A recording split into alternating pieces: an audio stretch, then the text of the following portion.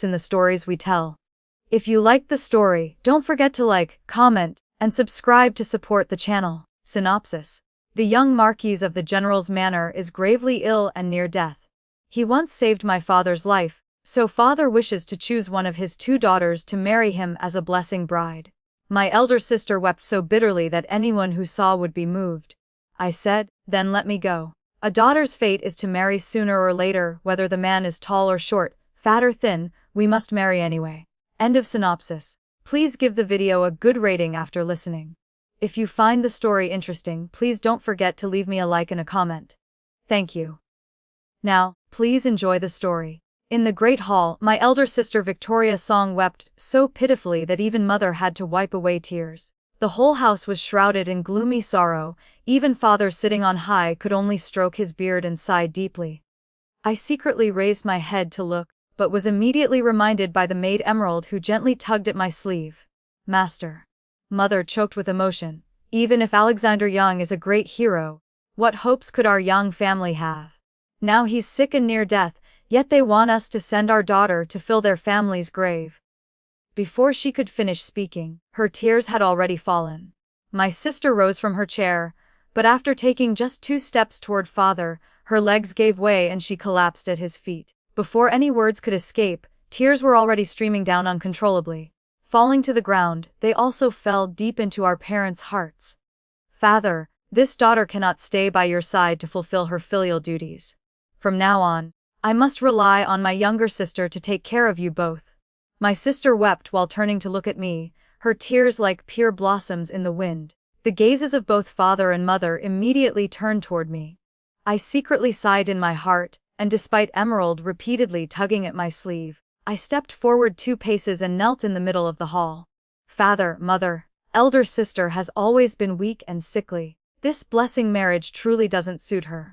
Why not let this daughter go in her place so sister can remain to serve at our parents' knees?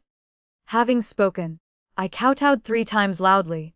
When I raised my head I saw mother smile faintly, joy lighting up her face, while father also showed satisfaction. Sister finally breathed a sigh of relief. I lowered my eyes and let out a long, slow sigh. This way is fine, everyone gets what they want. I led Emerald back to my room. As soon as we entered, Emerald closed the door tightly. Her voice choked with emotion, as if she was about to burst into tears. At first glance, it seemed she was the one being sent for the blessing marriage, not me. Miss, why did you? I knew what she wanted to say. Clearly, the one who should be sent for the blessing marriage was the eldest daughter born of the first wife. Why in the end was it I who had to shoulder this inauspicious match? I heard that Alexander only has half a life left. If Miss Mary's over there, who knows what kind of days await her? Emerald spoke while crying, tears falling everywhere. Looking at her appearance, it was actually more genuine than sister's crying scene in the hall earlier. I poured myself a cup of tea, and only after finishing it did I speak leisurely. So what? Father, mother, and elder sister are the real family. They feel sorry for elder sister, so naturally they'll choose another daughter to take her place. Those who are cherished in the palm of one's hand have the right to say no. As for those who aren't cared for, who will listen to what I say? Who will care about my future life? I let out a sigh and placed the teacup on the table. I have to go anyway, whether willing or not isn't for me to decide. By volunteering myself, they breathe a sigh of relief, and I at least keep some dignity. Why struggle and make things difficult for everyone? Outside the window, crabapple blossoms bloomed in abundance, spring like wine making the crabapples sway drunkenly. I chuckled softly and told Emerald to pour me a cup of cold wine, which I drained completely. I collapsed drunk by the small couch near the window. A string of water droplets rolled down my cheek, whether it was spring rain blown in by the wind or silent tears for a daughter's drifting, bitter half-life. Alexander was the legitimate son of the Young manor. At barely 20 years old, he was already the Grand Marshal of the 3 armies, holding the highest rank. For beheading 4 enemy generals at the border pass, the dragon countenance was greatly pleased, and His Majesty specially permitted Alexander to inherit the Marquis title of the Young family. Everyone in the capital was sharp and astute, having long called him Young Marquis. Already, who would have thought that just as he received the imperial edict to return to the capital, disaster struck at the border. At first, the enemy sent people to challenge him, and Alexander immediately left camp to meet them in battle. The enemy fought while retreating, many falling from their camps. When they were far from dangerous terrain, they suddenly ambushed Alexander. Surrounded front and back, with chaos erupting within the army, reinforcements never came despite the long wait. Even though Alexander possessed heavenly martial prowess, one body with two hands could hardly fight enemies on all sides. In the end, he led a dozen personal guards to break through the encirclement, but was gravely wounded. He was brought back to the capital half a month ago, but since then there's been no clear news, only imperial physicians coming and going from the Marquis' manor daily, some even moving in to stay permanently. My father, Lord Song, had offended someone years ago and was sent to serve as a civil official in the harsh borderlands. Unfortunately, he encountered barbarian tribes raiding for grain during winter shortages and nearly lost his life. It was Alexander, still a youth then, covered in dust, who rode to save my father. Facing my father's tearful gratitude and kowtowing, he held a blade of grass between his teeth, curled his lip impatiently and said, "If you truly want to thank me, just marry one of your daughters to me as a wife later." What was originally just a casual remark, who knew that after returning to the capital and learning Alexander was the legitimate son of the Young family, everything changed completely. Under mother's urging, my father hurriedly went to the Young manor and recounted his words from years past. The Young family, being a military lineage with forthright temperaments, straightforwardly agreed to the betrothal. A daughter of the Song family, but ever since Alexander was brought back to the capital with his fate uncertain, our household changed. Sister and mother, who were once joyful and radiant, now wash their faces with tears daily. When father returns from court, he only knows to sigh and lament. Though I know it's 3 parts real and 7 parts performance, just a show for me to see, my heart still feels unbearably sour. Well then, a daughter's fate is to marry eventually. Whether that person is tall or short, fat or thin, in the end we must marry. At least I know Alexander has a handsome appearance, so it's not marrying blindly or carelessly. Marriage between two families originally requires going through the 3 letters and 6 ceremonies, exchanging name cards and birth dates, asking names, accepting betrothal gifts, setting the date, then the wedding ceremony and returning home, all these formalities. But now with matters so urgent, everything was simplified. After just exchanging name cards and birth dates along with the dowry, I was already sitting in the wedding sedan being taken straight to the Young manor. When toasting my parents, my father and mother truly seemed happy to marry off their daughter. The person who should have been welcoming the bride, the groom, should have knelt with me to pay respects to my parents and hear their blessings. But now there was only me alone. Father blessed us with marital harmony, growing old together. Mother blessed us with love for each other. May you soon have a precious son. Victoria, in her bright new wedding dress, looked at me with 3 parts smugness, 5 parts joy, and 2 parts genuine concern. I knew her worry wasn't for me, but just the common anxiety any daughter feels before marriage. I lowered my head, hiding my gaze beneath my lashes. Though I'd said I'd already let go, when seeing with my own eyes how perfunctorily they treated me, whose heart isn't made of flesh and blood. Sitting in the simple wedding sedan, I could still hear people whispering along the roadside. Whose daughter is getting married so shabbily? It's the Song family, marrying their daughter to the Young family's young master as a blessing bride. As the sedan went further, an old woman's voice still lingered behind, sighing deeply while washing clothes. I lowered my head and peered through the gap under the red veil at the red apple I held in my palms. When someone is injured or ill, they should find a physician for treatment. What use is there in using a living person as a blessing? Lost in thought, the sedan had already arrived at the Young manor's main gate.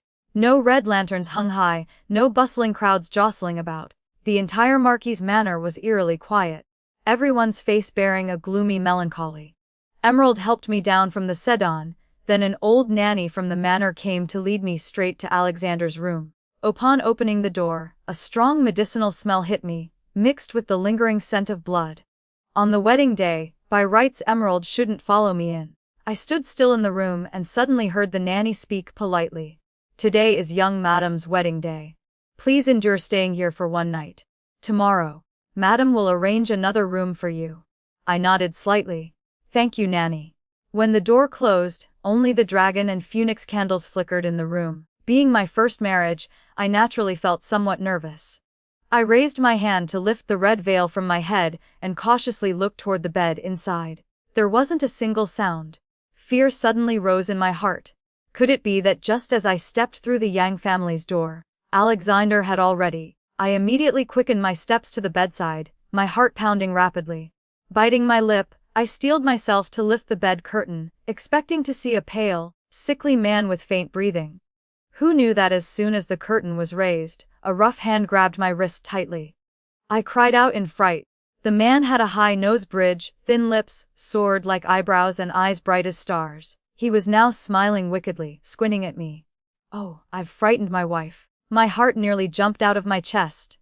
Who is your wife? Let go quickly. I reflexively protested, trying to pull my hand back, but he yanked hard and I fell straight into his arms. His large hand settled on my waist, holding me firmly against his chest. I was both startled and embarrassed, unable to push away or run. My eyes reddened after days of worry and anxiety. I finally couldn't hold back the tears that rolled down. Seeing me cry, he immediately became flustered.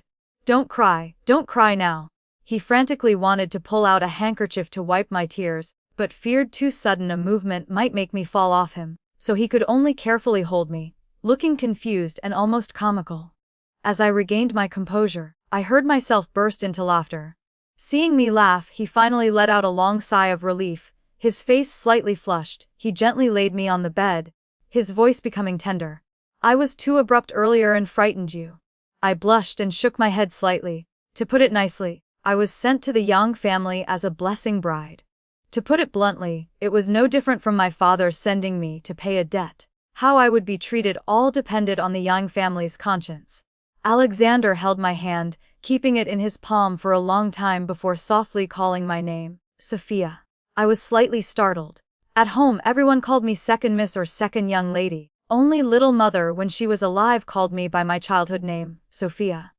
Compared to elder sister Victoria's carefully chosen, beautiful name, the name Sophia sounded like it was given casually and just stuck. But Alexander seemed addicted to calling it, staring intently at my face, softly calling again, Sophia. I lowered my head and answered softly, Early the next morning, a nanny came with Emerald to wake me, saying I needed to go to the front hall to pay respects to my parents-in-law. My face flushed as I gently shook Alexander awake at the bedside, using a bit of force, but he showed no sign of waking. Worried the nanny outside might grow impatient, I softly called to him, husband. The one who had just been sleeping and snoring suddenly grabbed my hand. His voice, hoarse with amusement, asked, "What does my wife need?" He was clearly pretending to sleep. Seeing him smile until his eyes curved, I could only blush and point toward the door. Nenny came to call me to serve tea to your parents. If it's inconvenient for you to go out, just rest in bed. He was clearly physically strong, yet had to pretend to be gravely ill to the outside world. He didn't explain clearly to me, and I didn't feel it appropriate to press. He must have his own reasons. Besides, I'd already married him, good or bad. I could only follow him and protect him. My fingers were held by him, his eyes full of mirth. His large hand held my freshly styled hair bun. His fingers brushed across my rouged lips, then gently rubbed the corners of my eyes, making them flush pink as if I'd been crying. He instructed softly, I'm not trying to hide from you, but there are reasons. You should look a bit more haggard. My heart sank slightly as I nodded, as if going into battle. He smiled softly and gently squeezed my fingers. Don't be afraid. As long as I'm not dead, I won't let anyone bully you. I blushed and answered softly, I believed him. A youth who went to battle in his teens, and could protect the common people, how could he not protect me? After hearing Alexander's instructions, my heart relaxed somewhat. I followed the nanny to the main hall to formally meet my parents-in-law. Upon entering the hall, I lifted my skirt slightly and knelt to serve tea to Madame. Madame appeared to be in her 40s or 50s, with a dignified appearance but simple, neat dress. Even the ornaments in her hair were few. I lowered my eyes, concealing my expression, and bowed my head to hold the teacup. I thought to myself that life in the general's manor might not be as comfortable as expected. Unexpectedly, the next moment my wrist was grabbed by her, startling me. Her hands were full of calluses from years of martial arts practice. Smiling brightly as flowers, She removed 2 gold bracelets weighing about half a caddy from my wrists and put them on me immediately. The style might be a bit crude, but the weight was truly shocking. My wrists suddenly felt so heavy I could barely lift them.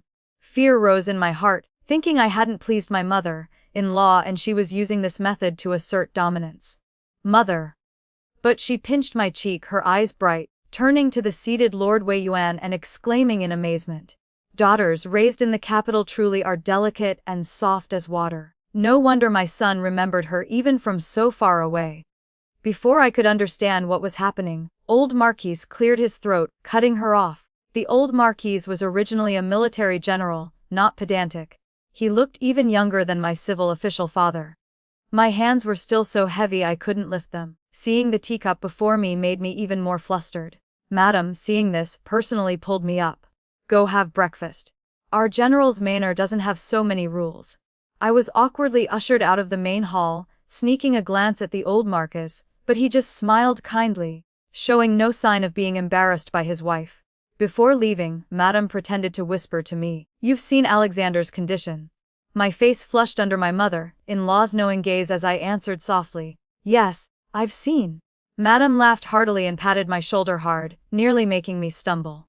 Seeing my frail body, she quickly coughed twice to cover it up and said, "With him like that, when the 3-day return ceremony comes, I'm afraid you'll have to go back alone." I had already thought of this, but being so thoughtfully instructed by my mother-in-law made my heart more at ease. He treats me very well. This isn't really a grievance. Mother seems to like me very much. From the moment I returned to the bridal chamber, several nannies had already brought large chests of gifts. Just looking at them, I could guess the intention. Opening them, inside were all precious hairpins and bracelets. The gold bracelets weighing half a caddy alone took up half the collection. In the past, any good jewelry in the house belonged to sister. When had I ever seen such a scene? In my panic, I hurriedly closed the lid, standing and looking at the chest full of hairpins and bracelets, my hands and feet flustered. Not daring to touch or move anything, Alexander was truly infuriating, just standing to the side laughing endlessly. I stamped my foot angrily. You're still laughing, so many." He acted as if nothing was wrong, walking around the chest looking here and there. "Mother really likes you. She's been in military camps for years, her temperament isn't like ordinary women. Hearing that you married in place of your sister, she feared you might feel wronged in your heart, so she worried you'd feel aggrieved. Also hearing that young ladies in the capital all like jewelry, but father doesn't know how to choose, so she gave you all the pieces she thought were both heavy and good. If you don't like them, you can have some melted down and remade in new styles." Alexander picked up a bracelet, tossing it in his hand. Looking up, he saw my eyes were red. Startled, he asked, "Oh, why are you crying?" I choked out, "Mother treats me too well. I feel uneasy in my heart." He quickly stepped forward and wiped my tears with a handkerchief. "You're the great benefactor of our young family. Look, as soon as you arrived, someone as sick as me who couldn't get up is now standing." I laughed through my tears, my voice still stubborn. "You were never sick at all." He laughed too. "Then you're even more of a benefactor. You don't know, before I just sat alone in my room, so bored I was about to grow moss." Alexander took my wrist and began putting on each large gold bracelet. In no time, both my fair arms were covered in bracelets, so heavy I couldn't lift them. He looked for a while, then said seriously, really isn't very pretty. Mother's feelings for you are truly too heavy. Just looking makes one feel weighed down." I was provoked into wanting to laugh by him. He held the pile of gold bracelets in his hands, silently gazing at me in a trance. "Sophia, when you smile, it's the most beautiful sight I've ever seen." My face flushed red as I embarrassedly pushed him away. Unexpectedly, my wrist got caught in the heavy gold bracelets and almost dislocated. Alexander panicked and quickly removed all the bracelets for me, but my wrist still showed red marks that were clearly visible whenever I raised my hands. In the blink of an eye, the 3rd day arrived. Mother had prepared everything for the return ceremony early. The new jewelry had only just been designed and wasn't finished yet. I only changed into new clothes, while the jewelry I wore was still my old pieces. As soon as I passed through the manor gates, I saw the courtyard packed with people. Seeing this, Emerald's face lit up with joy. She gently tugged my sleeve and whispered, "Our young lady married well. Madame's treatment immediately became completely different. I gently patted her hand, signaling her not to speak carelessly. After walking a few more steps, we arrived at Mother's courtyard. The decorations in the courtyard were the same as before, only now the ornaments were much more valuable, looking newly replaced. I couldn't help but doubt. Mother had never paid much attention to me before. Today was my return ceremony, which shouldn't warrant such fanfare. It wasn't until I entered the room and saw the two people standing before Mother that I understood the reason. Those two were none other than my sister Victoria and my former betrothed, her maternal cousin, third young master of the Zhao family, Charles Xu. Greetings, Mother. As I bowed to offer tea to Mother, my sleeve slipped down, revealing my wrist with red marks and outdated jewelry. Despite deliberately applying an extra layer of powder, I no longer had the fresh radiance of a new bride. Instead, I looked visibly haggard. After greeting Mother, I turned to greet the other two. As soon as I sat down, I felt an intense gaze fixed on me, a burning look that made me uncomfortable. While lifting my teacup, I glanced over. It was third young master Charles Zhou staring at me intently. My heart sank. Victoria noticed and her expression immediately turned cold. Second sister, look at you, you seem much thinner and weaker than before. My heart tightened. Since ancient times, whenever I accidentally offended Victoria, she would imitate Mother, speaking casually but acidly, dropping a sarcastic hint. The servants in the manor loved to flatter. After hearing this, they would naturally deal with me and my birth mother. Neither of us, mother and daughter, received any care. Emerald beside me turned pale and nearly fell to her knees. The maid Emerald who followed me had previously served my sister Victoria. Years ago, she once brought fruit to sister's courtyard, but accidentally tripped in the garden. Just an 8 or 9-year-old child then, she cried pitifully. My heart softened, so I took the blame for her, saying I had secretly eaten that portion of fruit. 3 days later, Victoria laughed mockingly and told father, I ate so greedily I got a stomachache and don't need dinner anymore. As for Emerald, she was beaten and scolded by the nannies in her room, then sent to serve me with words dripping with sarcasm. Sending you to serve the second miss. From then on, Emerald followed me. When I was punished, she followed. When I was scolded, she followed. Even when we went hungry, she followed. When my little mother saw this, she could only feel heartache. While forcing medicine on me, she'd turn and force it on Emerald too. She even laughed through her pain and joked, without suffering, how else would I suddenly gain another daughter? Later, when little mother fell gravely ill and passed away, Emerald and I became 2 powerless children in the manor with no one to care for us. It turned out the relationship between Victoria and me, though not close, wasn't terribly bad either. After all, she was the legitimate daughter beloved by our parents, while I was just a concubine's daughter. Everything couldn't surpass her. Until the year I came of age, relatives from the Zhao family came to the manor for a banquet. At that time, Alexander hadn't been injured yet and was a rare good match. The marriage between our families hadn't been settled and wasn't convenient to make public. The Zhao family didn't know either, so Madame Diana Zhao came to propose. That day I was passing through the flower garden when I felt someone following behind.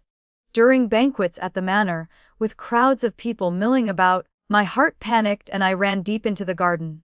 After just a few steps, I was blocked by Charles Zhao in his bright peach-colored robes. His gaze casually swept over me before settling on my face, his voice frivolous. Which family's young lady are you? Speak your name so I can have my mother come propose marriage. Emerald quickly stood before me, her voice trembling as if about to cry. You lustful person.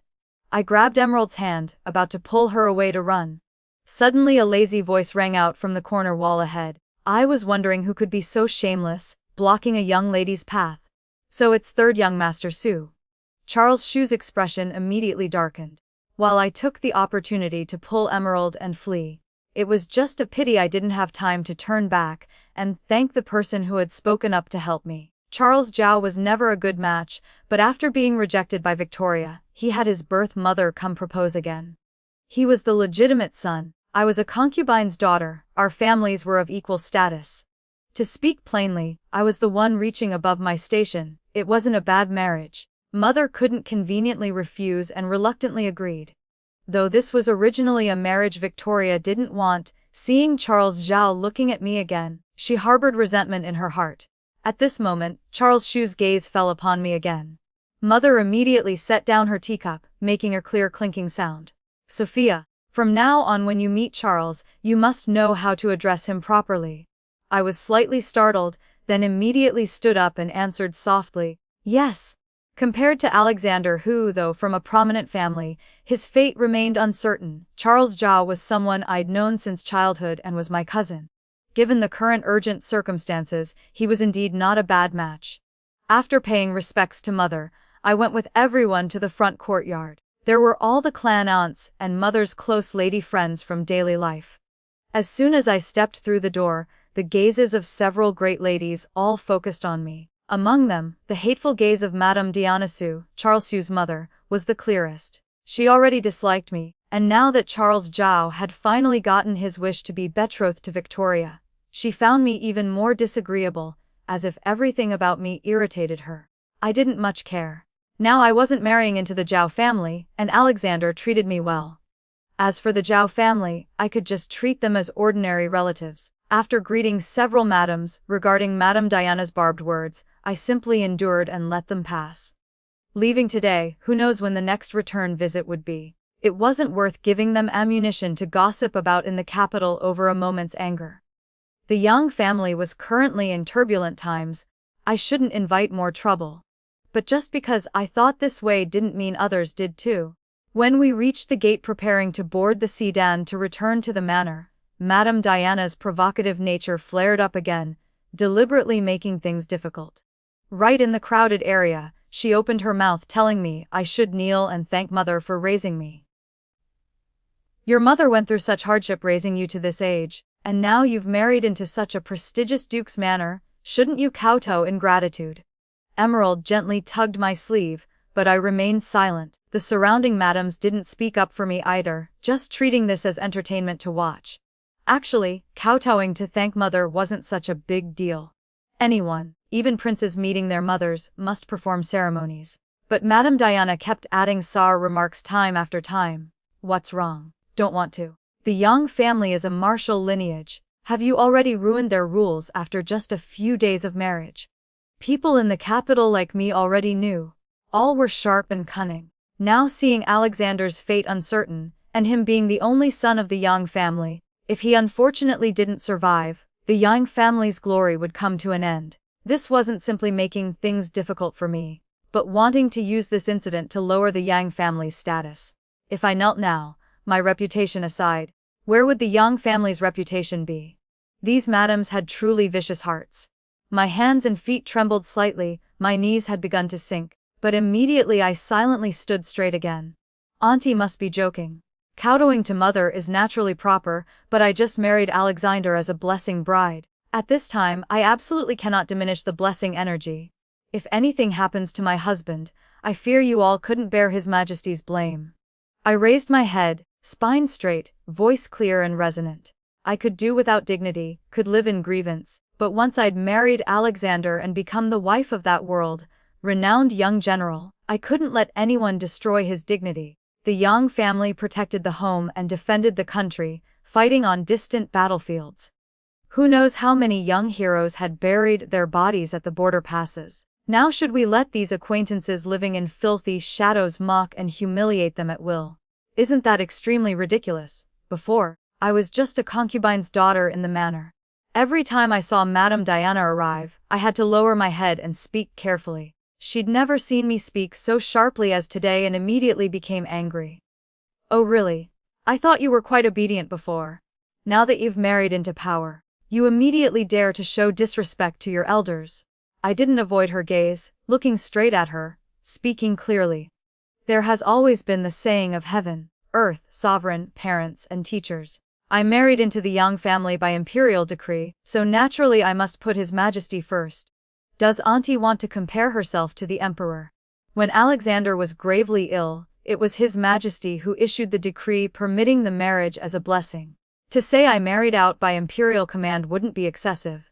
The expressions of all the madams changed in unison. No one dared speak. Mother hurried forward to mediate. Sister, I'm just concerned for her. She's married into a high family, understanding more rules is good.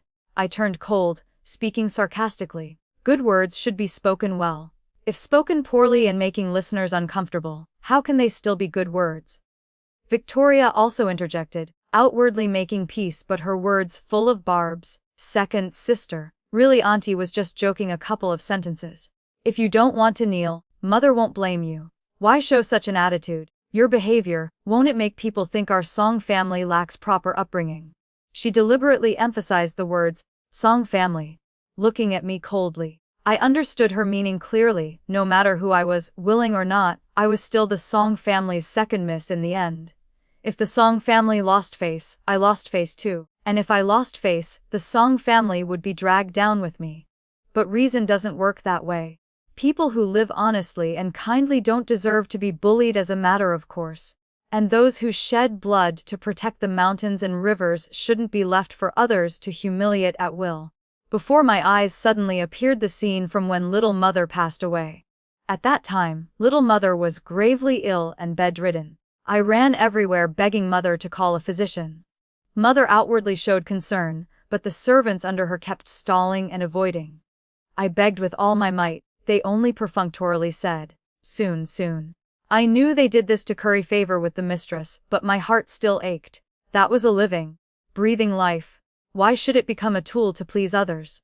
For several days straight, the physician came a few times, but little mother's body grew thinner by the day, thin as fragile paper. She held my hand, eyes full of reluctance. Little mother lived a life without any good fortune, only you brought joy. I won't speak of your father. You must remember well, in the future, you can only rely on yourself.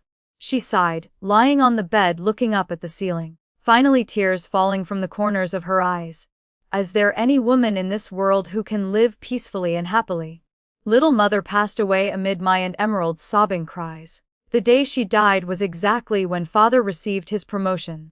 Mother said having a funeral in the house was unlucky, so she ordered people to find a remote place to bury little mother's body hastily.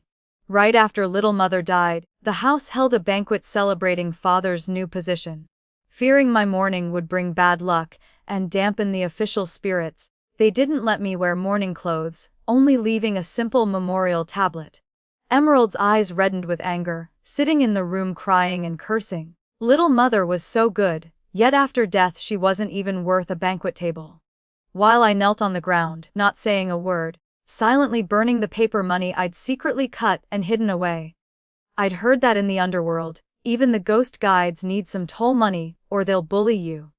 I didn't pray for little mother to be rich and noble in the next life, only hoping she could be an ordinary person with enough food and clothing at home, a few good acres of land, not needing to be discussed for marrying off brothers anymore.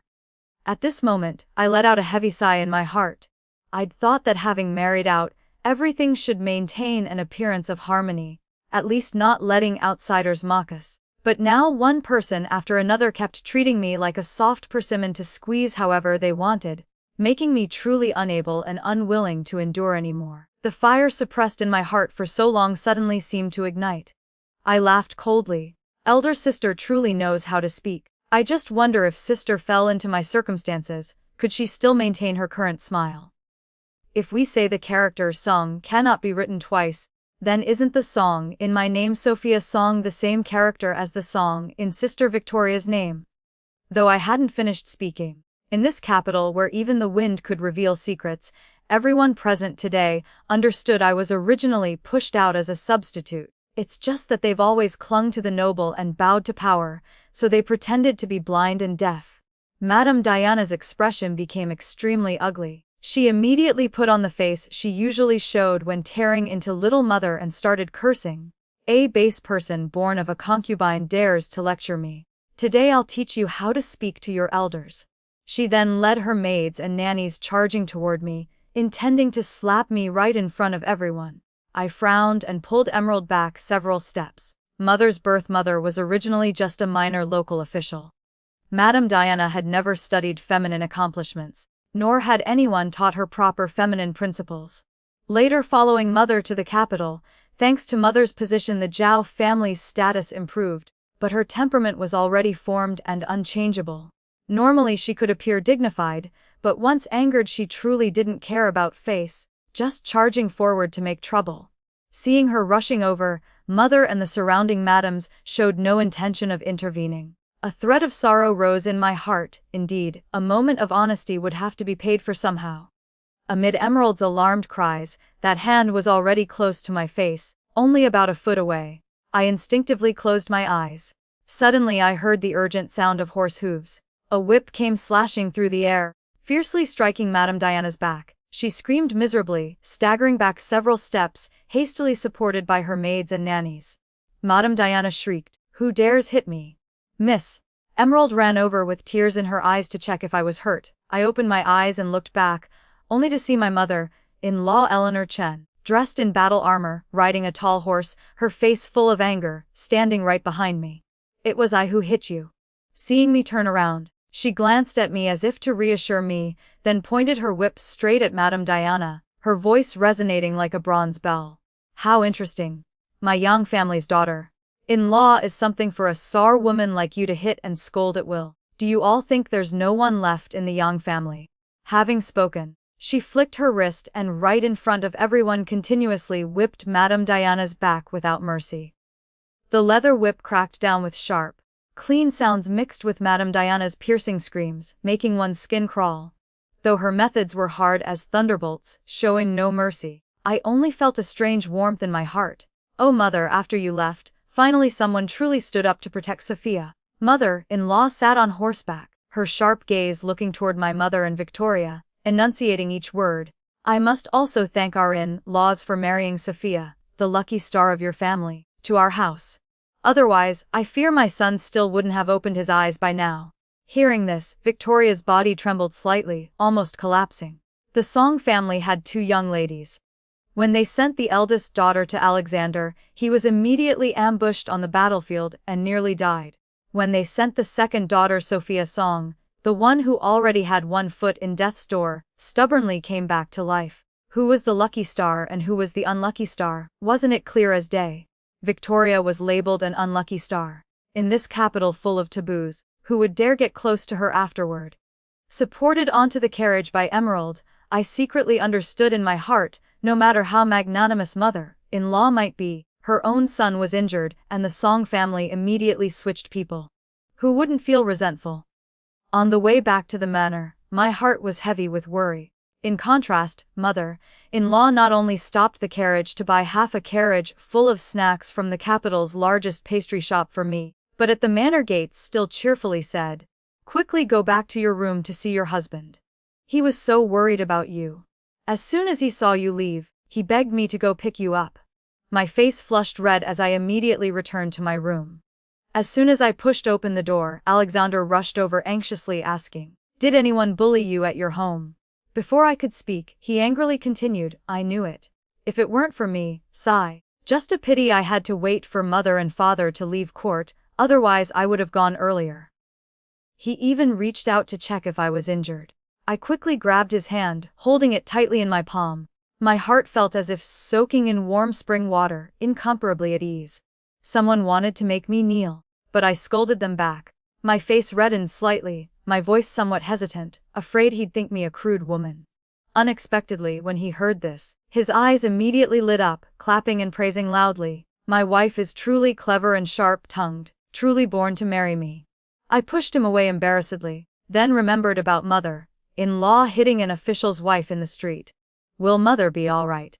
He stroked my head, messing up a lock of hair, then twirled it between his fingers as if cherishing a treasure. "What could happen? Our Yang family only has one son who nearly lost his life. Mother got angry and took this chance to vent on those people. Even if she beat a few to death, His Majesty would understand." Then he suddenly changed his tone, leaning close to my ear and asking, "Wife, quickly teach me how you scolded people, so I can learn a trick or two." I then recounted it word by word for him to hear. He was like a young master who'd never left home. Whatever I said, he laughed happily and praised endlessly. Even the scolding words, he could find something to praise. Wife truly has a clever mouth. If you went to the battlefield, I fear before even fighting, you'd make the enemy open the city gates and surrender. Early in the morning, Emerald came running at full speed, face flushed with excitement, smiling from ear to ear. I was sitting in the room having breakfast with Alexander. "Have some water first, look how rushed you are." Emerald immediately hugged the teacup, tilting her head back to gulp down several sips. Standing at the threshold, her mouth was like spilled beans, recounting everything that happened after my return visit without missing a single word. I already knew the earlier events, but what came after was truly interesting. That day after mother-in-law hit Madame Diana in front of everyone, Madame Diana lost all face, crying and making a scene saying she wanted my uncle-in-law to present a memorial to the emperor. Uncle-in-law was just an ordinary official who normally had to stand at the very back in court. How could he dare take action over such an unreasonable matter? Madame Diana made trouble for several days with no one willing to help. Finally she thought of a foolish plan, inviting a Taoist priest to perform rituals, wanting to make Alexander's soul immediately scatter. Who knew that Taoist had returned from the border and had once been saved by the Yang family army. After receiving the money, he immediately turned around and ran to the Marquis' manor, telling everything in detail. When old Marquis heard this, he immediately removed his armor, personally entered the palace, and reported to His Majesty. Your Majesty, this subject has fought all his life with only one son. Now gravely ill, his wife sorrows day and night, unsettled in her heart and accidentally struck out. But no matter what, there shouldn't be anyone using sorcery to curse this subject's flesh and blood. Even if he did wrong, those wounds were suffered protecting the borders. Old Marquis wept right in court, making His Majesty furious and shaking the entire court. Uncle-in-law was demoted from principal 3rd rank to 5th rank. Being a civil official, he was immediately sent to guard the city gates. Madame Diana was stripped of her title as an official's wife. Even Charles Zhao was implicated, removed from duty, position gone. With Charles Zhao having lost his position, the marriage with Victoria was naturally delayed. For no other reason than my father being fame-seeking. With only one daughter left in hand, he must exchange her for the greatest benefit. Using evil arts, if mother didn't seek her out to settle accounts, that was already magnanimous. Yet she still dared come to the Marquis' manor's door demanding reason from me. Hearing this, Alexander's expression immediately darkened. What is she that she dares come teach my wife? Just close the door and don't receive her. Say I've been cursed and fallen ill again, see if she has the face to come make trouble. I was so angry I couldn't help punching his shoulder, glaring and scolding. Not receiving is fine, why curse yourself? He immediately put on a hurt expression, grabbing my hand and gently rubbing it. Whatever my wife says is right. You scoundrel. I turned my face away embarrassedly, not bothering to look at him, but he kept deliberately circling around to tease me. I'm only a scoundrel with Sophia. As for the rest of the world, I don't even bother to glance at them. His gaze was sincere and earnest, making my heart feel as if on a winter day I'd sipped a cup of strong wine while admiring plum blossoms, warm from my toes to the depths of my heart. Mother came to the manor gates but was turned away. Yet the rumors in the capital still wouldn't die down. At first, father had begun arranging a new marriage for Victoria. Who knew rumors would spread in the capital saying, "Why do you think that Marquis's wife is so fierce yet only favors the Song family's second miss who just married in, giving her gold, silver, jewels, delicacies from mountains and seas? Isn't it because second miss truly has blessing energy? I heard that ever since she married in as a blessing bride, the young Marquis's health has visibly improved day by day. I heard it too. The Song family has 2 young ladies, one is unlucky star, one is an unlucky star. Before, everyone thought the eldest was good. Now looking back, who's good and who's bad is very clear. Both forming ties with the Song family, the former was a famous general who won every battle, yet still couldn't bear it. The latter already had one foot in death's door, but managed to pull his life back. I tell you, eldest Miss Song truly brings bad luck to whoever touches her. Finally, with no other way, mother wanted to push me to the family to bear it instead, but now uncle-in-law was guarding the city gates. Madame Diana had been whipped and additionally punished with imperial flogging, her fate uncertain, and Charles Zhao had lost his position. The entire Zhao family hated me and mother-in-law to the bone. How could they still agree to marry Victoria? With the family out of options, father actually led mother to the Marquis' manor once more. Ostensibly coming to visit Alexander, but actually once in the inner courtyard, mother had a nanny lead me to the back hall for a private conversation. My heart stirred slightly with some suspicions, though I still didn't dare believe. Didn't mother and father come to visit my husband? Mother sat in the upper seat, her heavily powdered face still unable to hide her pale exhaustion, obviously having not slept peacefully for a long time. You're just a concubine's daughter. I never treated you badly. Your mother was sold into the manor. I didn't like it in my heart, but eventually I tolerated it and accepted raising you and your mother. I lowered my head without answering. That I still called her mother was because of that. After all, she didn't sell me and my mother away. When little mother was gravely ill, she did call a physician. All things considered, she still had some humanity. Having you marry in place of your sister. Though it wasn't right. When daughters come of age, their marriages are decided by parents. What's strange about that? It's just unfortunate your sister was born of me while you were born of a concubine. This is all fate. A few days ago at your return visit, you were so impressive, even hitting and scolding Madame Diana. Now your elder sister's marriage prospects are ruined. As the younger sister, are you happy about it? I frowned. Just as I was about to speak, the nanny beside me viciously pinched my waist. The words I hadn't yet spoken were covered by my cry of pain. Right now in the capital, there's almost no way out for your elder sister. I'll just ask one thing, has Alexander's health truly improved? Lady Rosalind's sharp gaze pierced into my face. My heart suddenly clenched, my suspicions had become reality. Mother said she came to visit my husband, so why didn't she go to his room, but instead came to question me? Rose glanced at me several times and snorted coldly. You've married in and grown bolder, but don't try your schemes before me. Even if your sister did wrong, she's still your blood sister, same mother, different fathers. Now that she's in trouble, didn't you also play a part? Alexander's health isn't good. You alone can't manage everything. Why don't you voluntarily ask your husband to let your sister enter the manor as a secondary wife? That way both sides would be satisfied. My whole body felt as if plunged into ice. Thinking of the oppressive days in the manor, then remembering Alexander's gentle smile toward me, my eyes suddenly stung and tears flowed out. Seeing I didn't answer, Rose's voice became even harder. You're not willing. But wouldn't the Young family be pleased to have a new daughter-in-law like you? Alexander marrying a young lady beautiful as flowers and jade, wouldn't he like it? Your unwillingness at most is just putting the label of a jealous woman on yourself. My heart felt squeezed tight. Seeing me waver, she immediately changed to a coaxing tone. These times aren't easy to live in. Both you and your sister have difficulties, marrying into the same house and supporting each other. Wouldn't that be wonderful? My chest felt pressed by a large stone, so heavy I could barely breathe. I suddenly broke free from the nanny holding me tight. For the first time, I no longer bowed my head and hunched my back to answer as usual, but straightened my spine and looked directly into her eyes.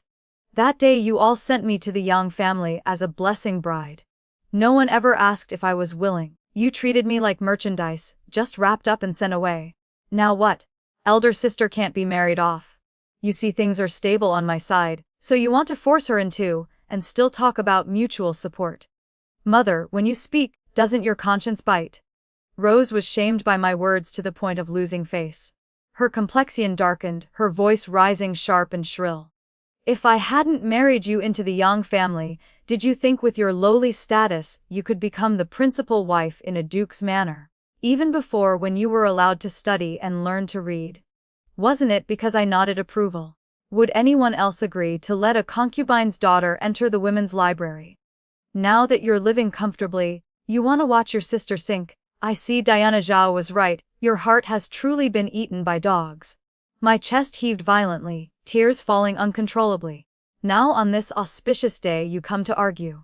Back when the Young family's young master's fate was uncertain, why didn't mother let sister come? One sentence about wanting what's best for me sounds nice, but it's just treating me as a chess piece to substitute for her. I wiped my tears forcefully and took a deep breath. From today on, if mother still wants to visit, I'll treat you as a relative guest and receive you properly. If not, I'll consider myself as having no birth family anymore. As for making me ask my husband to let sister enter the manor as a secondary wife, I laughed coldly.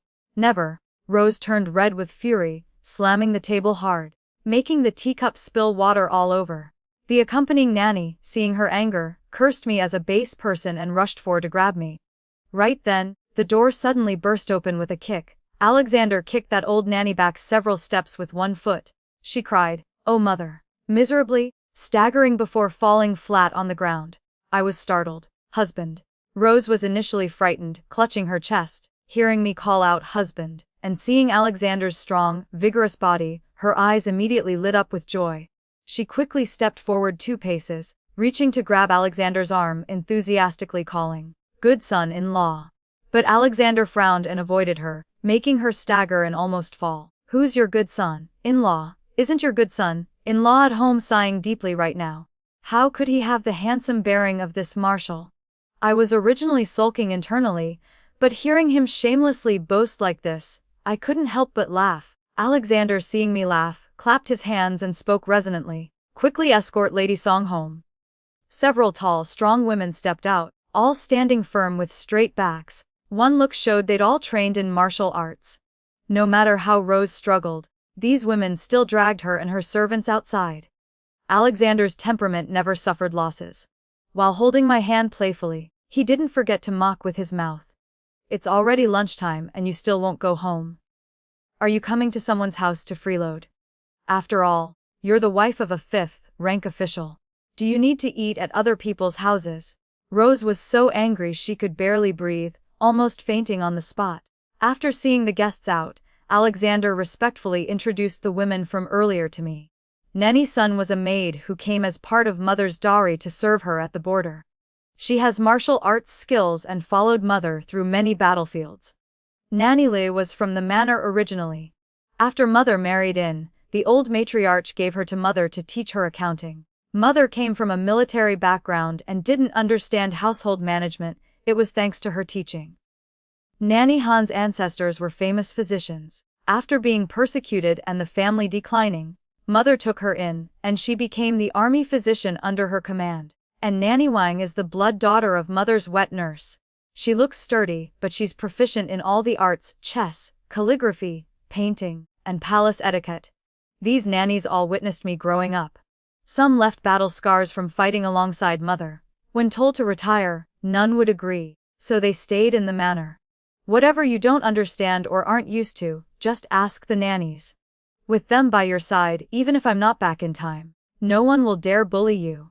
Looking at the nanny's friendly, gentle gazes and hearing Alexander's thoughtful words, my heart suddenly felt warm. I stepped back and bowed like a junior. "From now on, Sophia asks to rely more on you nannies." The nannies quickly helped me up, all showing satisfaction in their eyes. Mother knew I'd suffered grievances, so she took me up the mountain to the temple to bring back little mother's memorial tablet. I hugged the tablet, eyes red from crying. Mother held my hand and smiled, saying, "She probably couldn't rest easy going far away. Being able to see you every day, only then can she be at peace." That night I cried myself to sleep in Alexander's arms. The next morning, Nanny Lee came bringing a whole stack of account books, saying she was handing over household management to me. I was still holding a bowl of porridge in my hands, eyes wide looking at Alexander, my voice rising 3 levels. "Let me manage the household. I've only been married into the Young Manor for less than half a month. Why suddenly hand over such a big responsibility as household management to me?" Alexander, seeing me frightened senseless, quickly put down his chopsticks and looked at me gently. "Have you forgotten? What did I tell you last night?"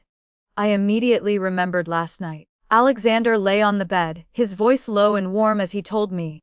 "Today I drove Lady Song out of the manor. Tomorrow the whole capital will know my health has recovered, and if I recover within the city, I fear some people won't sit still." I sat up from bed in alarm, looking at him worriedly. "Then will they still try to harm you?" Hearing my trembling voice, he laughed, sitting up from bed to sit beside me. "Sophia, don't be afraid. If they could harm me, they would have done it long ago. Why wait until today?" That lazy, playful young general suddenly withdrew his smile in an instant, his eyes cold and sharp like a fierce tiger hiding beneath soft fur. His unadorned hair was gently stroked by his large hand, turning the fierce tiger back into the gentle youth who always made me happy. At most, they just want to find ways to push me back to the border. Back to the border. Though I'd been a bride for less than a month, I'd grown used to having him by my side every morning and night. If he left, just thinking about it made my heart frantically uneasy. I reached out to hold his hand.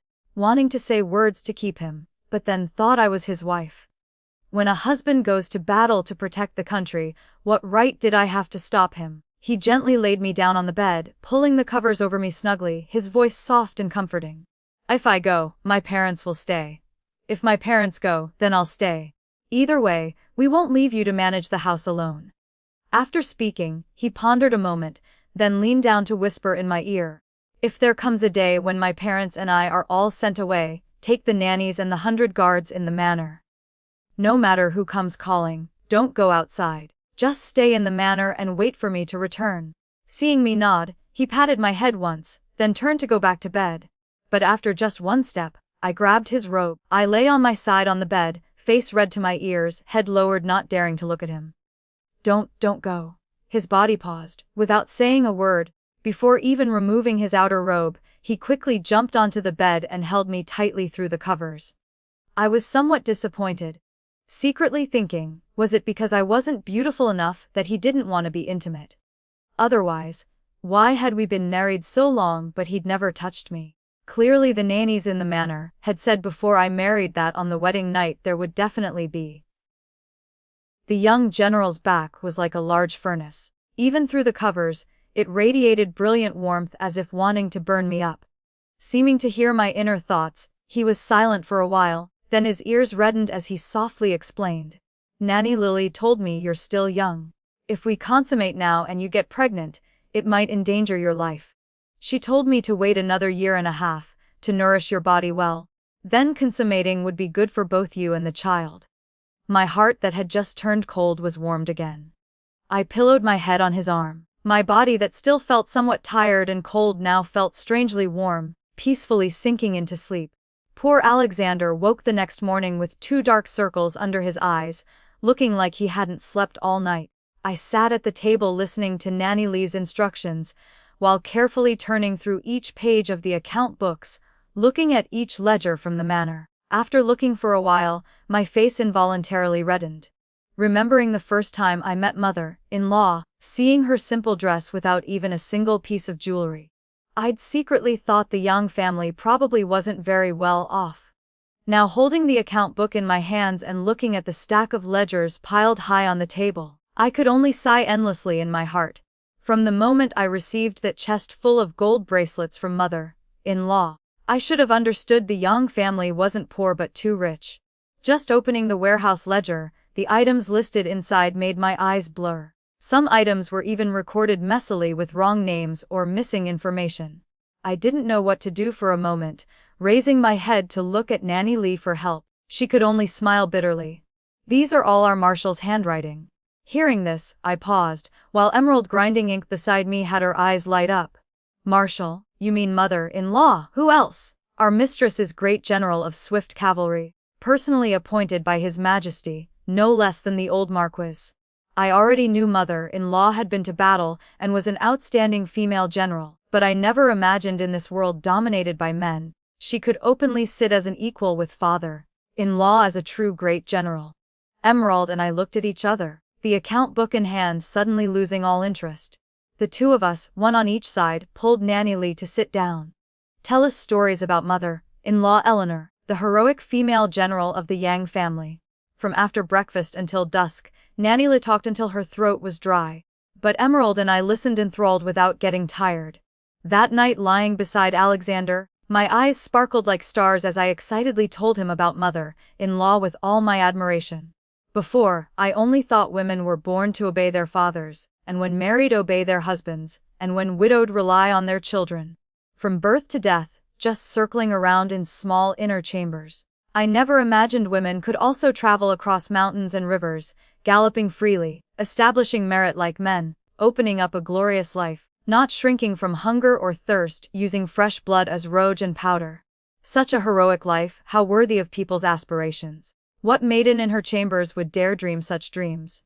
I talked on and on, my heart surging with emotion, but still didn't hear Alexander speak. Thinking he'd fallen asleep, I tilted my head to look, only to see him lying on his side, one hand propping his head, smiling at me full of adoration. Why are you looking at me like that? Alexander shook his head slightly but said nothing, just smiling at me until my face turned red. Calming down, I felt I'd spoken too enthusiastically and feared I'd said something inappropriate. Did I say something wrong just now? Seeing me looking at him timidly, he raised his hand to brush a lock of hair by my ear and answered gently, "Brilliant lotuses are beautiful, gentle crabapples are also beautiful. Each has its own special beauty. But if you don't like either, then being a great tree is also very good. My wife only needs to do what she wants. Whether delicate, gentle, or strong and unyielding like a great tree, in short, life's path is long and wide. Better to walk while enjoying the scenery." Never had anyone spoken such words to me before. Previously the nannies taught Akut. The female teachers in the manor only knew to teach me how to serve my husband and raise children, choose hairpins and bracelets, appreciate tea, and burn incense. I looked at Alexander in amazement, my voice slightly trembling. "Do you really think so?" He nodded, his fingertips gently smoothing between my brows, helping relax the frown I'd unknowingly formed. Being a woman is already not easy. Not to mention far away. My mother fought at the borders for years, killing countless enemies. Yet when she returned to the capital, those Confucian scholars still dared to accuse her of not maintaining feminine virtue. I couldn't help showing surprise. He gently pinched my cheek. Just because on the day of victorious return, she wore armor and rode horses into the capital alongside my father. If mother wasn't broad-minded, I fear she would have long been driven to death by those veiled words. So you must also learn to be more generous. If anyone dares bully you, fight back. If anyone angers you, just scold them. Why endure and feel aggrieved? I chuckled softly, my fingers playing with the calluses on his hands. If I go around scolding people every day, won't I become famous in the capital as a shrew? Alexander let me play with his hand, raising an eyebrow, his tone carrying an unrestrained defiance. "So what if you're a shrew? Our Yang family has never had anyone suffer losses, and my wife even less can be bullied by others. If anyone dares bully you, I'll go right to their door and pour dirty water for 3 days and 3 nights until the whole capital knows their faces." I couldn't stop laughing, imagining that scene in my head, both satisfying and nauseating. "You truly are a scoundrel. In this capital, is there anyone you fear?"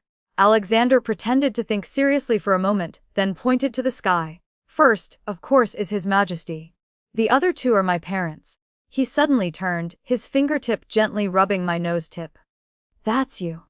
My face immediately flushed red. "Wu needs you to fear me." But he suddenly fell silent, lying straight again, his low voice sounding. "I was very afraid I couldn't marry you that day. Couldn't marry me. But wasn't I the one who married in place of Victoria?" Before I could ask anything, that scoundrel had already closed his eyes, pretending to sleep. News of Alexander's recovery spread. The next day, the palace immediately issued an edict for Imperial Physician Zhao Wei, who'd been stationed at the Yang Manor, to enter the palace and report. I'd been married into the manor for a month. This was my first time meeting this elderly imperial physician from the palace. Not tall in stature, but how to put it, his body was unusually fat for an imperial physician. Nanny Lily standing beside him immediately laughed coldly upon seeing him. In the manor for over a month, eating pastries and fruits every day without stopping, and also holding a position but unable to leave, getting fat is only natural, isn't it? I secretly covered my mouth with my sleeve, planning to dump the tonic medicine in my hand when no one was looking. But Nanny Lily, famous for her cold face and sharp eyes, immediately snorted in warning. As soon as I lifted my hand, Emerald frantically pushed it down, even righteously lecturing me. "Miss, the physician is doing this for your own good. You should still drink all this medicine." I looked at her blankly. She quickly turned her face away as if she hadn't seen anything. "Humph, you traitorous maid with no conscience, having a few new teachers and already not wholeheartedly with me anymore." Under Nanny Lily's glare, I could only obediently hold the bowl of remaining medicine and swallow it all. After drinking the medicine, Nanny Lily brought more account books. Emerald cheerfully followed Nanny Lily outside. Through the window frame, I could still see Nanny Lily teaching Emerald martial arts. That day, after hearing mother-in-law's stories, I thus brought Emerald every day to pay respects to mother-in-law. Alexander even teased, "You see mother even more diligently than you see me." A few days later, Emerald's heart was moved. She quietly begged me to let her learn some martial arts. I held the cold wine she'd poured for me, pretending to be serious, speaking solemnly. Seeing her so nervous, her heart seemed suspended, her face tense with anticipation. I then raised my head and heartily drained the wine cup. Then go learn. My words had barely ended when the door was pushed open. Alexander had just returned from court. Seeing me holding a wine cup, he immediately laughed and called out loudly, "Nanny Lily. My wife is secretly drinking cold wine." My heart suddenly trembled. I just saw Nanny Lily, that famous stern-faced great physician, stride in from outside. From that day on, she began personally supervising my medicine drinking every day. As for that traitorous maid with no conscience, Emerald also conspired with the several teachers to monitor my every sip. I was so angry I threw the account book straight at Alexander. He wasn't angry at all, catching the ledger and still grinning as he sat down to look at it with me. After just looking at 2 pages, Alexander pretended to grimace and hold his head, leaning back to lie on my lap, even groaning dramatically. "Oh dear, wife, these characters make my head hurt. Quickly massage it for me." Looking at his pretend act, I found it both funny and felt my heart soften. My fingers gently pressed his temples as I softly asked, "Did His Majesty say anything?" Hearing something unusual in my voice, he turned and grabbed my hand. His eyes worried yet still smiling soothingly. "His Majesty didn't blame me for anything. It's just that winter is approaching again, and the northern barbarians are stirring.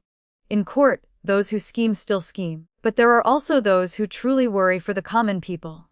Alexander sighed and smiled, gently pinching my cheek. "I originally planned to spend New Year at home welcoming spring with my parents and you. But if our home is peaceful while at the borders, who knows how many good people must endure sleeping under open sky with not enough food." My heart suddenly ached. Tears overflowed from my eyes, rolling down my cheeks. "Have you already volunteered to return to the border?" He gently wiped the tears from my face. "Not me. My parents want to go. After court ended, Father even specifically told me to inform you first. Everything in the household will have to rely on you more. Just married in, not even a year, and already having to manage everything. It's truly hard on you." I sniffled, tightly holding Alexander's large hand. Tears blurring my eyes but my voice still firm. "Since marrying into the manor, you and your parents have always treated me so well, taking care of everything. What hardship is there for me?" Knowing my parents-in-law would soon return to the border, I immediately began preparations.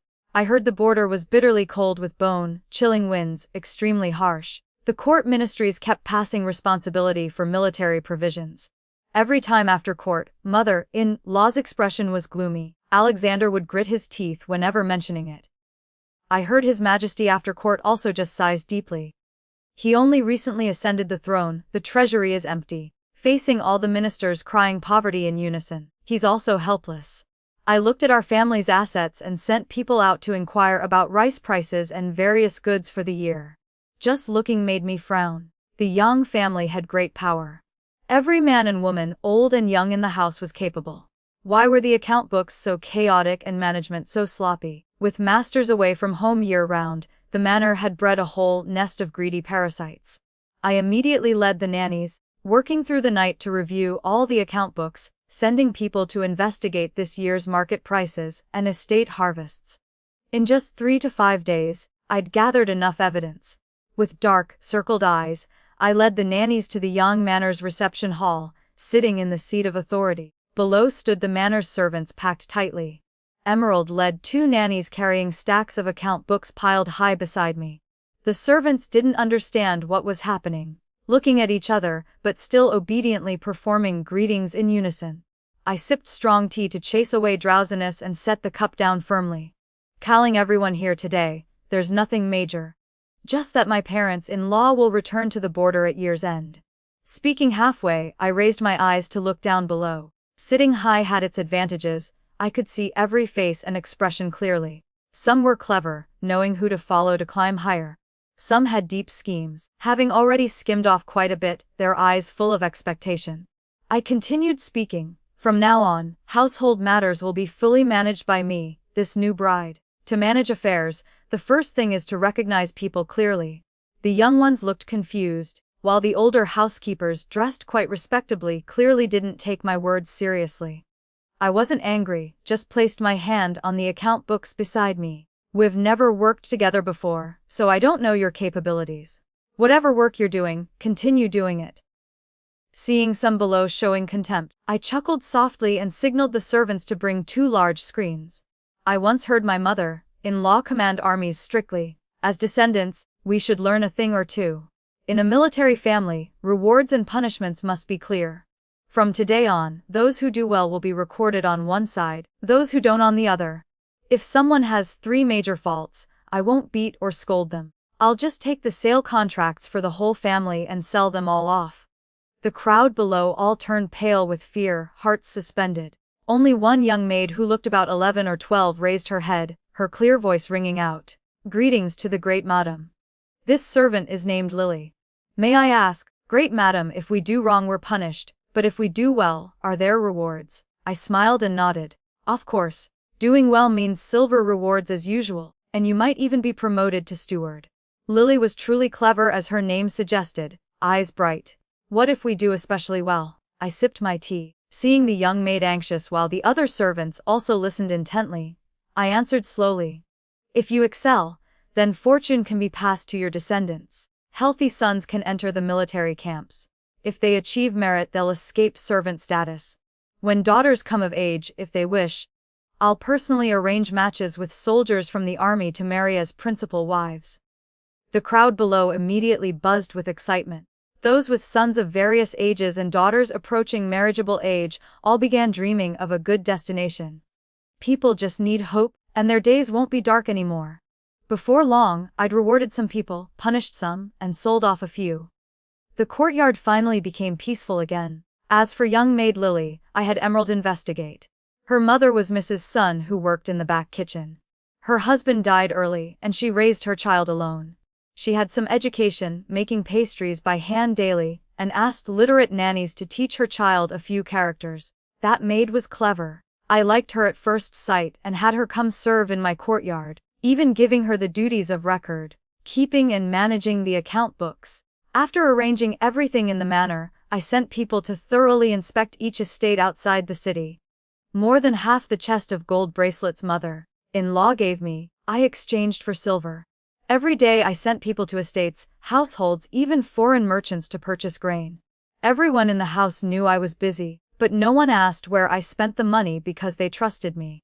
The day father and mother-in-law left the capital, at the front was the guard troops, behind were dozens of grain carts, wheels rolling lightly leaving faint tracks. Alexander rode his horse carrying me on his back, behind us were 350 grain carts, wheels cutting deep heavy tracks. My heart kept feeling uneasy, fearing my parents-in-law had already left. Only when I saw from afar outside the city gates, the 2 bidding farewell to friends, did I breathe a sigh of relief. When mother-in-law saw cart after cart of grain following each other, her eyes immediately lit up. She walked quickly toward me, grabbing my hand to ask, "Good daughter-in-law, what's all this?" I was about to salute, but she held my hand, so I had to explain bit by bit. I heard from my husband that the military camps lack provisions, so I sold the bracelets you gave me and some precious fabrics from storage, then went to estates and accumulated merchants. This year's new grain is expensive. I could only buy 3 parts. The rest is all last year's grain, but I chose well-preserved types that are fine to eat. Additionally, I prepared several carts of medicinal herbs. Speaking to here, I felt somewhat uneasy. When I heard about the grain shortage, I only felt hot-headed, doing everything without thinking deeply. Only after buying and spending quite a lot did I realize I was newly married, had just started managing household affairs, yet made such decisions on my own. I feared it would displease my parents-in-law. Unexpectedly, mother-in-law broke into a joyful smile, patting my back hard affectionately. Then in a loud voice, she turned to the soldiers behind and called out, "You boys, see this? Finding a wife means finding someone who knows how to plan like this. Learn well and marry properly." The soldiers' faces lit up, answering loudly in unison, "Yes." I blushed to my ears. Father-in-law also came over, laughing as he spoke to me. To gather so much grain in such a short time, with us gone, leaving the manor to you, mother, and I can be at ease. Before the great army departed, mother-in-law even whispered in my ear, "Buying grain must have used up all the jewelry I gave you, right? Wait till I return next time, I'll bring you more jewelry." Just thinking of those half-catty gold bracelets gave me a headache. I quickly grabbed mother in-law's hand and pressed into her palm a box of new capital-style jewelry I'd had craftsmen make in advance. The other day I had those bracelets melted down and made into many pieces. This set was specially chosen for you. Mother-in-law smiled brilliantly, happily accepting it, waving her hand. All right, you and Alexander go back now. Having accomplished something big, I was cheerful and pleased for several days straight. Until one day, I happened to hear Nanny's son say, "Every time the Great Army goes on campaign, they always lack provisions." I asked curiously, "Then how did they solve it before?" Nanny's son smiled and answered, "Our marshal and marquis often stationed at the border. In peacetime they'd farm and accumulate. When war broke out, they'd use it as provisions. If still insufficient, they'd buy cheaply from people along the way, gathering as they went. By the time they reached the border, it would be enough." I was stunned. What if it's still not enough? Nanny's son poured me tea, her voice carrying a sly smile. If it's truly not enough anymore, that means the campaign is prolonged and warfare urgent. In abnormal situations, one must do abnormal things. Then we can only trouble the wealthy merchants in the region. My face turned red as a ripe peach. I didn't even notice when Alexander returned. He bent down to remove my hands covering my face, smiling as he asked, "Wife, what's wrong?" I was flustered with nowhere to hide, so I honestly recounted what just happened. Father and mother already had solutions, yet I acted so clever and self-righteous, even being smug about it these past days. Alexander laughed. What my wife did was absolutely right. The soldiers shed blood and sweat for country and people, yet every campaign lacks provisions. Without enough food, how can they have strength to wield weapons? Now that you've brought so much grain, they're too happy to complain. But I heard grain can be collected along the way. That's possible, but in good harvest years they gather enough. In bad years, they still have to ration meal by meal, not easy at all. Hearing this, my heart lightened somewhat.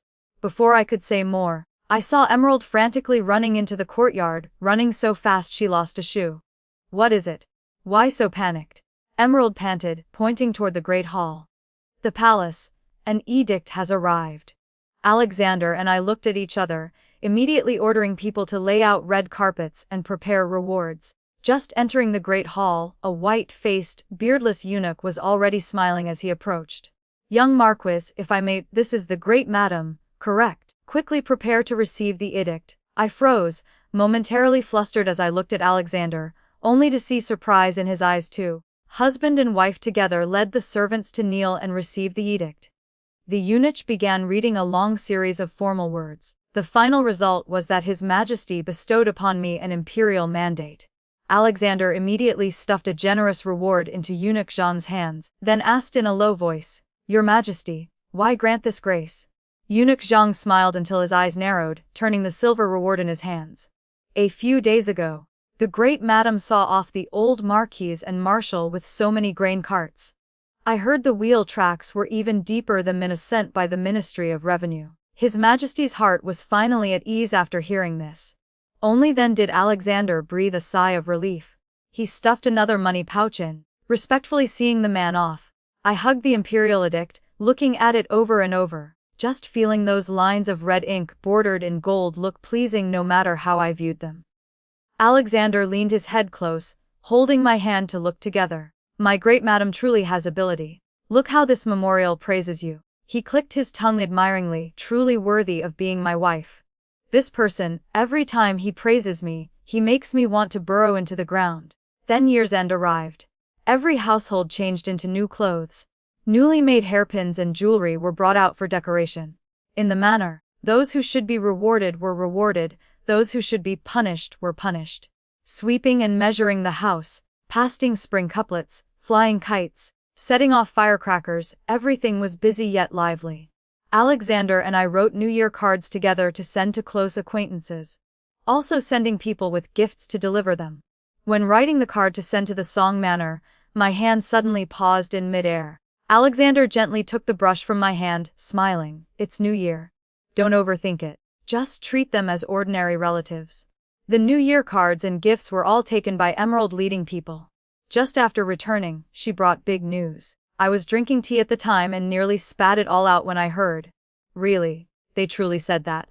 Emerald nodded, face full of anger. "This servant estimates it's 80 to 90% true." Miss didn't see, when this servant arrived, that Lady Victoria's smug expression. Oh my, it truly made one's eyes itch to death. And more, miss, guess who this servant met at the Song Manor? My heart suddenly pounded hard. Who else could it be? That flowery, lazy one, third young master of the Zhao family. Even Madame Diana was there. I set down my teacup, an indescribable unease rising in my heart. Go to the manor gates and leave word. When my husband returns, immediately have someone call him to see me. Though Emerald didn't understand, she still obediently nodded and left. The unease in my heart grew clearer by the moment. Alexander should have returned from morning court, yet he didn't come back from the palace until dusk. His expression was dark. Upon entering the room, he sat at the table, silent without a word. I was slightly startled and quickly poured him tea. But he didn't accept it, just reaching out to pull me into his arms, holding tight. Has something big happened? Alexander buried his face against my waist. After a long while he raised his head to look at me. This year, I fear the capital won't be peaceful. For now, don't contact the Song family anymore. I looked at him a moment, then softly told him the news Emerald had brought back. Emerald went to the Song Manor to deliver gifts, and the whole household was full of joy. A loose-lipped servant said, "A noble wants to marry Victoria and has even promised the position of principal wife." Alexander pulled me to sit in the chair beside him, nodding to confirm. "The sixth prince," I cried out in shock.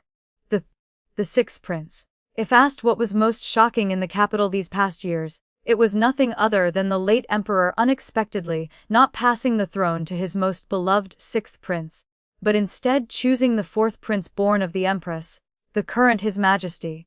When the edict was issued, the sixth prince was still in the south. Everything was already decided, so he could only accept and bow his head. After several years of free and unrestrained living without taking a wife, the sixth prince suddenly wanted to marry the eldest daughter of the Song family, a fifth-rank official. Even the Zhao family, who had turned their backs on the Song family, spoke up about forming ties. No matter how you looked at it, this matter was full of strange signs. Alexander didn't say much, only instructing me to close our doors and forbid visitors, using the new year as an excuse to call in craftsmen to repair the courtyards. For half a month, the situation in the capital was tense as a drawn bowstring. Every day Alexander left home early and returned past midnight. That year's New Year, the capital had absolutely no spring atmosphere. On the afternoon of the third day of New Year, Alexander's overly frank words offended the imperial consort. He was punished with 20 strokes of the rod. The sixth prince used the excuse of injustice, and the emperor, wanting to quell the disturbance, ordered Alexander exiled to guard the imperial tombs. That very night he was taken away, not permitted to return home to say farewell. My heart worried. I quickly wrote a letter and gave it to someone mother-in-law had left behind to deliver to the border. But less than 2 hours later, that person returned dressed in black. My brows jumped as I stepped forward quickly to ask. Couldn't deliver it. He shook his head, lowering his voice. The whole city is locked down tight. Going out now would alert them.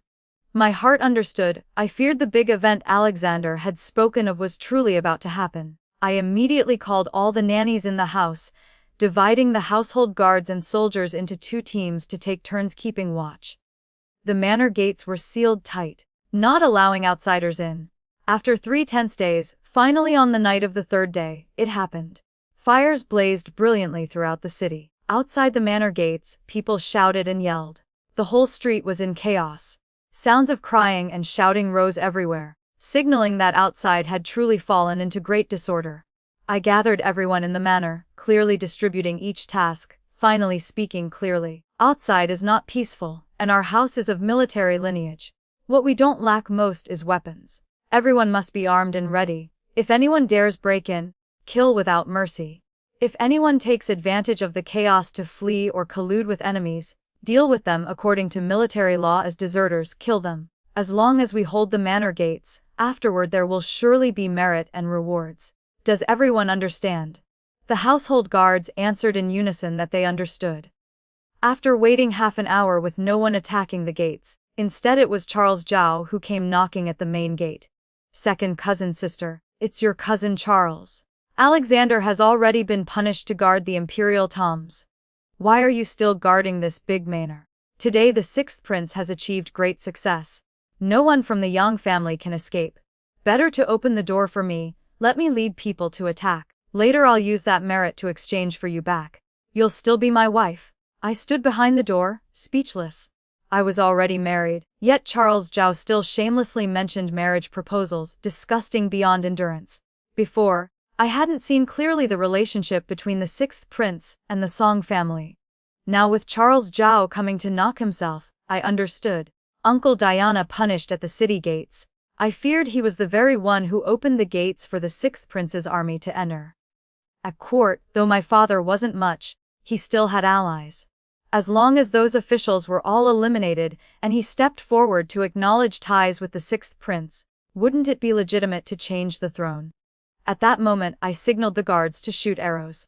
Amid Charles Zhao's panic cussing, I spoke coldly. I didn't expect cousin's knowledge to be so shallow, yet your belly full of dreams of kingship. Truly admirable, admirable. Charles Zil still shouted outside. Then why don't you open the door? It's just that I'm now a daughter-in-law of the Young family. The Young family can have generals who die in battle, but never soldiers who surrender. If cousin wants to gain merit by conquering the Young family, then come and take it yourself. Fire blazed across the sky. Sounds of shouting and killing echoed endlessly in my ears. I sat properly before the main hall. Beside me Emerald holding weapons, behind me Lily hugging the merit ledger, and the four nannies standing firm as mountains. Outwardly I wasn't afraid, but who truly doesn't fear death? But I was the manor's great madam in charge. If I fled, I feared aside from the soldiers with names in the ledger, the rest would just be scattered sand. My throat was parched from tension. I raised the teacup to sip cold tea. Nanny Wang, most skilled in etiquette, seeing I still had the mood to drink tea, smiled in praise. The great madam truly is steady as a mountain, facing danger without changing expression. The young marquise truly has good judgment in choosing people. My hand holding the teacup nearly lost composure at those words of praise. Chose me. Alexander had good judgment. I was the substitute who married in my sister's place. We'd never met before, how could you say he chose correctly? I wanted to ask, but thinking this wasn't the time, I swallowed that doubt. Outside, Charles Zhao led people attacking. Unable to break through after long assault, just as he was about to change tactics, suddenly a voice loudly announced, "The young Marquis has returned." Everyone in the manor's spirits immediately rose like surging waves. Right after came the urgent sound of horse hooves outside. I jumped up from my chair just in time to hear Charles Zhao's miserable scream before complete silence. The main gate rang with knocking again. This time it was Alexander's voice calling in, "I haven't returned yet. Don't open the door. The palace still needs people. I must delay a bit before I can return to the manor." Finally his gentle voice sounded, "Call my name, Sophia. Wait for me to return." I wanted to ask if the wounds from the rod punishment still hurt, if he was injured entering the city, if he met danger in the palace. But in the end I couldn't say anything, just taking 2 quick steps. Hearing the sound of him mounting his horse to leave outside, I called back loudly with one word. "All right, I'll wait for you to return." For 3 days straight, Alexander didn't return. The servants I sent to gather news came back pale-faced, saying many people had died. Before the palace gates, blood stained the earth red. Eunuchs and palace maids used bucket after bucket of water to wash it down. The whole area was like a pool overflowing with blood. My hands trembled with fear. Only with effort could I hold the brush, writing just one line on paper. No illness, no disaster, peaceful year. The brush had just left the paper when I heard the door pushed open with a crack. In iron armor, hair disheveled, Alexander after several days without grooming had become a rough great man. Tears clearly glistened in my eyes, but seeing him I couldn't help laughing aloud. He also smiled slightly, raising an eyebrow, imitating the manner of those capital dandies. "Oh my, whose young lady is this, with such beautiful features? Quickly speak your name so I can have mother come propose marriage." But why was this line so familiar? I unconsciously stood up, looking at him with some surprise. "The day of my coming-of-age ceremony in the flower garden, the one who rescued me was you." Alexander coughed lightly, somewhat embarrassed.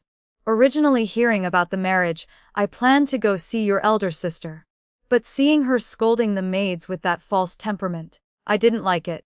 You, on the other hand, were much more interesting. I don't know when I started secretly following you." My face flushed. Remembering about substituting for my sister, I softly asked, "Then my marrying here in sister's place, that was also you?" Alexander stepped forward quickly, wanting to hold my hand, but seeing the filthy armor on his body, he stepped back half a pace. "I'd carefully observed your temperament and Victoria's, and understood your father and mother well. I knew without reason, marrying you would be extremely difficult." Just then His Majesty discovered the sixth prince's rebellious intentions and sent people to the border to harm me. So I schemed accordingly, pretending to be gravely wounded returning to the capital. Sure enough, your father and mother immediately changed their minds. But I made my Sophia suffer grievances. My eyes reddened. Ignoring his attempts to stop me, I tightly hugged that waist covered in dust and the stench of blood, yet felt incomparably at ease. I held him tightly, softly saying, "I've also met you before." His body trembled slightly. I raised my head to look at him, smiling gently. "One year during the Lantern Festival, Mother took me to see the lanterns. It happened to be when you returned victorious from the border. That was the only time in my life Mother took me to see lanterns." The 14 or 15-year-old young general rode his warhorse, an unconcealable heroic spirit between his brows. Who knows how many young ladies in the city he'd captivated. Mother, seeing me staring transfixed, laughed and said, "If my Sophia could have him as a husband, then Mother could be at ease." I blushed furiously then, but I understood Mother's heart. That young general of the Young family truly was the best husband in the world. But that very night, Father learned Alexander was of the Young family, and I understood that general would become Victoria's husband. Yet now I looked at the person sitting before me, obediently raising his head for me to shave, and couldn't help bending down to lightly kiss his lips. Alexander, always wild and unrestrained, was stunned in place, bewildered as he touched his lips like a teased maiden from the inner chambers, face red to his ears.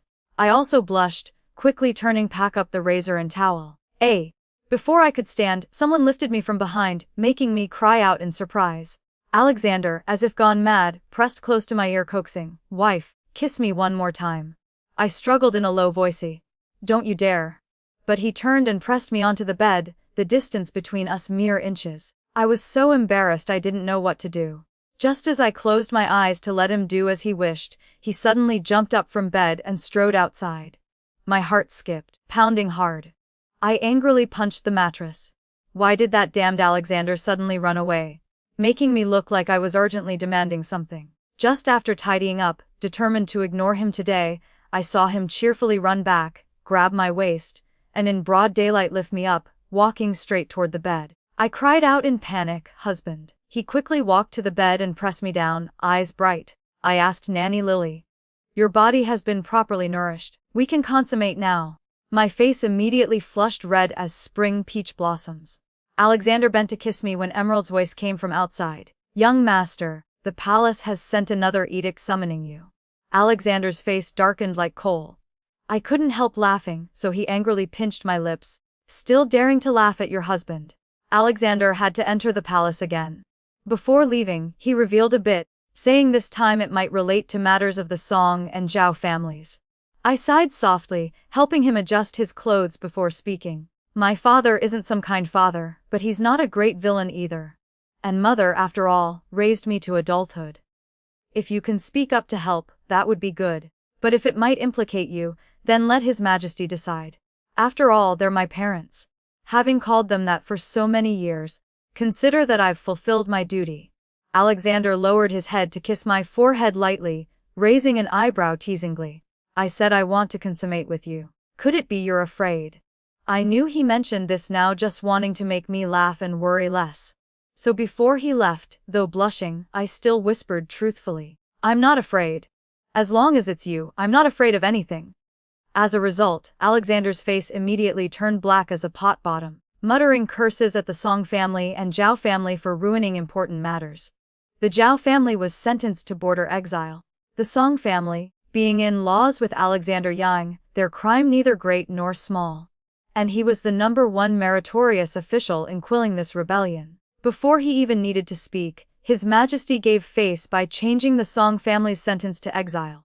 The place of exile happened to be near the Yang family army's camp, giving face to the utmost. In less than a month, those to be beheaded were beheaded, those to be exiled were exiled.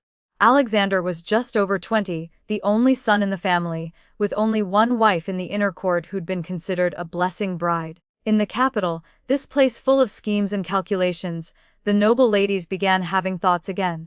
After all, the young family still had to socialize in the capital. When people sent invitation cards, I brought a few nannies and Emerald to attend. Some pretended to chat but were really probing about Alexander. After just a few visits, I didn't want to go anymore. I myself had barely had a few nights together, yet they were clamoring to stuff their daughters into his rear court. It was truly maddening. Angry, that evening I drove out that hungry wolf Alexander, who'd just gotten a taste of love. Then he got angry too. The next morning at court, he stood before His Majesty and solemnly said, "Your subject was gravely ill years ago, grateful my wife married me as a blessing bride. Now that my body has recovered, I should compensate her with a truly grand wedding ceremony, so her marrying into the Young family won't be in vain." His Majesty approved the memorial, and especially had the Empress personally bestow return gifts. This wedding ceremony was organized to the ultimate grandness, 10 lai of red dowry, magnificent sedan chairs, plus Alexander's merit in protecting the palace during the coup, making everyone in the realm come to watch.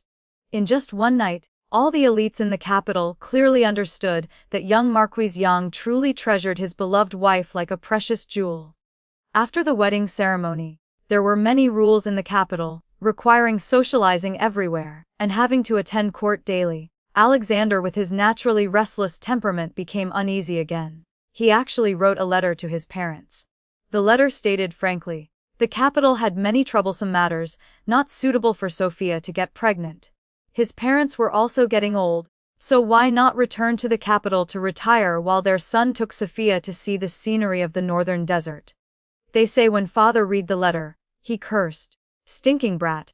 Yet afterward he truly memorialized the emperor, requesting to retire and return to the capital, handing over border defense to his still young son. Finally the emperor agreed.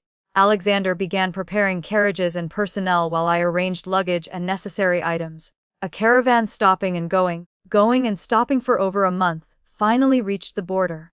Only then did I truly understand what vast heaven and earth meant, what scenery of long rivers and setting suns. After reuniting with his parents and staying a few days, they set off to return to the capital. Alexander taught me to ride horses, shoot arrows, hunt deer, roast lamb. He even prepared a small gentle horse especially for me to practice riding. Here I didn't need to play zithers, paint, compose poetry, or brew tea with the capital's noble daughters.